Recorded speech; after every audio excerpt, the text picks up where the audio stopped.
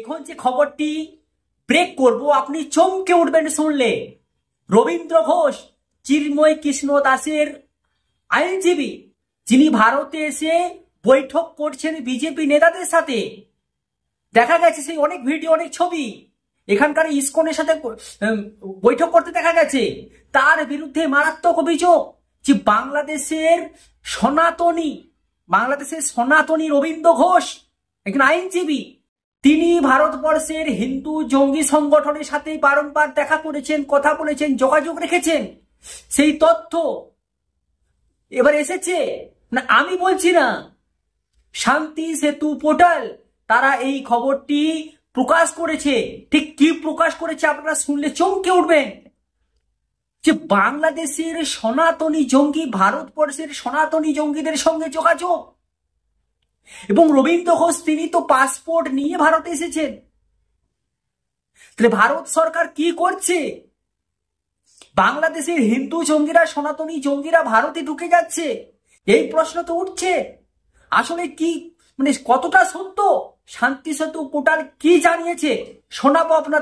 ঠিক শান্তি সেতু পোর্টাল থেকে জানানো হচ্ছে যে বাংলাদেশে ছাত্র জনতার অভ্যুত্থানের পর বারবার সংখ্যালঘু নির্যাতনের অভিযোগ উঠেছে। সেখানে ইসকনের সন্ন্যাসী তথা বাংলাদেশ সম্মিলিত সনাতন জাগরণ জোটের মুখপাত্র চিন্ময় কৃষ্ণ দাস রাষ্ট্রদ্রোহের অভিযোগে গ্রেপ্তার হওয়ার পর পরিস্থিতি আরো উত্তাল হয়েছে। চিন্ময় হয়ে মামলা লড়ছেন আইনজীবী রবীন্দ্র ঘোষ। এই মুহূর্তে পশ্চিমবঙ্গের গণমাধ্যমগুলিতে প্রায় দেখা যাচ্ছে তাকে। প্রশ্ন হলো, কে এই রবীন্দ্র ঘোষ? তার পরিচয় খুঁজেছে শান্তি সেতু। রাষ্ট্রদ্রোহ মামলায় অভিযুক্ত চিন্ময় কৃষ্ণ দাসের আইনজীবী ও বাংলাদেশ মাইনরিটি ওয়াচের সভাপতি রবীন্দ্র ঘোষ বর্তমানে চিকিৎসার কারণে ভারতে অবস্থান করছেন। কলকাতায় থাকাকালে একাধিক গণমাধ্যমে সাক্ষাৎকার দিয়েছেন রবীন্দ্র ঘোষ। বিভিন্ন সেমিনারেও দেখা যাচ্ছে তাকে। চিন্ময় মামলার শুনানির দিন চট্টগ্রাম আদালতে তাকে হেনস্থা করা হয়েছে। গণমাধ্যমের সামনে এমন গুরুতর অভিযোগ তুলেছেন রবীন্দ্র ঘোষ। বিজেপির নেতৃত্বের সঙ্গে সাক্ষাৎ করেও তিনি তার ক্ষোভের কথা জানিয়েছেন। একই অভিযোগ করেছেন গত বৃহস্পতিবার অল ইন্ডিয়া লিগ্যাল ফোরাম আয়োজিত একাডেমিক সিম্পোজিয়াম নামের একটি অনুষ্ঠান। যদিও বাংলাদেশের তরফে সেই অভিযোগ নস্যাৎ করে দেওয়া হয়েছে। এবার এই বর্ষিয়ান আইনজীবী রবীন্দ্র ঘোষের সঙ্গে ভারতের জঙ্গি সংগঠন সনাতন সংস্থা এবং তাদের অঙ্গ সংগঠন হিন্দু জনজাগৃতি সমিতির ঘনিষ্ঠ যোগাযোগ খুঁজে পেল শান্তি সেতু। আবার একবার শুনে নি, এবার এই বর্ষিয়ান আইনজীবী রবীন্দ্র ঘোষের সঙ্গে ভারতের জঙ্গি সংগঠন সনাতন সংস্থা এবং তাদের অঙ্গ সংগঠন হিন্দু জনজাগৃতি সমিতির ঘনিষ্ঠ যোগাযোগ খুঁজে পেল শান্তি সেতু। শুধু যোগাযোগই 2018 সালে সংগঠনের সদর দপ্তর গোয়া রামতিথিতে সশরীরে উপস্থিত হয়ে তিনি জঙ্গি সনাতন সংস্থার সন্তত গ্রহণ করেছেন। এমনকি তার স্ত্রীকেও 61% সন্তুষ্ট প্রদান করা হয়েছে। অখণ্ড হিন্দু রাষ্ট্র প্রতিষ্ঠার লক্ষ্যে 1999 সাল থেকে হিপনোথেরাপিস্ট ডক্টর জয়ন্ত বালাজি আথাভালে সনাতন সংস্থা নামে একটি সংগঠন প্রতিষ্ঠা করেন। সংগঠনটির সদস্যদের বিরুদ্ধে ভারতের একাধিক স্থানে বিস্ফোরণের ঘটনার অভিযোগ আছে। 2008 সালে মুম্বাইয়ের ভাসি থানে পানভেল সহ একাধিক সিনেমা হলে বিস্ফোরণের অভিযোগে সনাতন সংস্থার কয়েকজন সদস্যকে গ্রেপ্তার করে মহারাষ্ট্রের পুলিশের এটিএস অর্থাৎ অ্যান্টি টেরিজম স্কোয়াড। 2011 সালে মুম্বাইয়ের সেশন কোর্ট রমেশ গড়করি এবং বিক্রম ভাবে নামে সংগঠনের দুজন সদস্যকে দোষী সাব্যস্ত করে 10 বছরের জন্য কারাদণ্ডের নির্দেশ দেয়।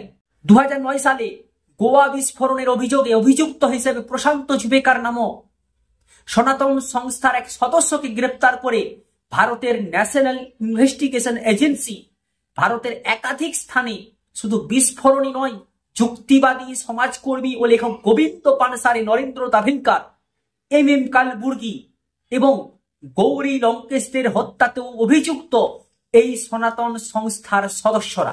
ডাভোলকার হত্যা মামলায় মুম্বাই সেশন কোর্ট এবছরের মে মাসে সচিন আন্ধুরে এবং শরৎ কলস্কার নামে সংগঠনের দুজন সদস্যকে দোষী সাব্যস্ত করে যাবজ্জীবন কারাদণ্ড ও 5 লক্ষ টাকা করে জরিমানা ঘোষণা করেছে। অন্যদিকে গৌরী লঙ্কেশ হত্যায় অন্যতম অভিযুক্ত হিসেবে 2020 সালে মহারাষ্ট্র পুলিশ ও পশ্চিমবঙ্গ পুলিশের যৌথ অভিযানে পশ্চিমবঙ্গে দক্ষিণ 24 পরগনা জেলার উস্থি থেকে গ্রেপ্তার হয়েছেন প্রতাপ হাজরা নামে সনাতন সংস্থার সদস্য।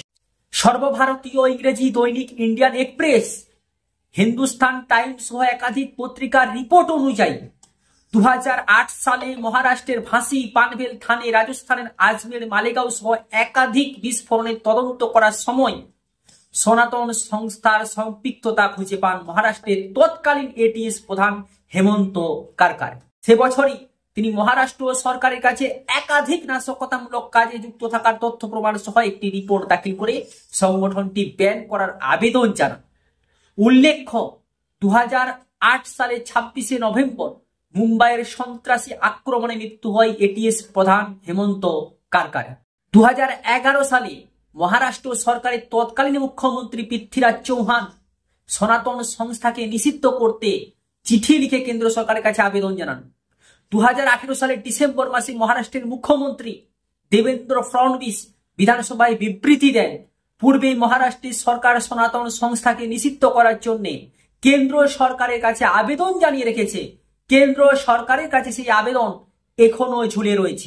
বিস্ফোরণ, হত্যা সহ নানান সন্ত্রাসী ও নাশকতামূলক কাজকর্মে লিপ্ত এই জঙ্গি সংগঠন সনাতন সংস্থার সন্ত হলেন চিন্ময় কৃষ্ণ দাসের আইনজীবী রবীন্দ্র ঘোষ। গোয়া রামাথিতে অবস্থিত সংগঠনটি সদর দপ্তরে নিয়মিত যাতায়াত আছে তার।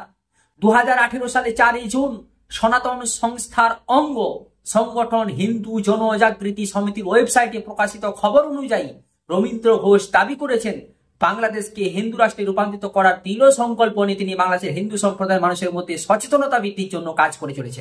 সনাতন সংস্থা নামক ভারতের একটি জঙ্গি সংগঠনের সাথে ওতপ্রোতভাবে যুক্ত আইনজীবী রবীন্দ্র ঘোষ চিকিৎসা ভিসা নিয়ে ভারতে এসে গণমাধ্যম ও সেমিনারে যুক্ত হয়ে বাংলাদেশ সরকার, পুলিশ এবং বিচার বিভাগের নিরপেক্ষতা বিষয়ে প্রশ্ন তুলে ক্ষোভ উগরে দিতে পারেন কিনা তার আইনি বৈধতা নিয়ে ইতিমধ্যেই প্রশ্ন উঠতে শুরু করেছে কোনো কোনো মহলে।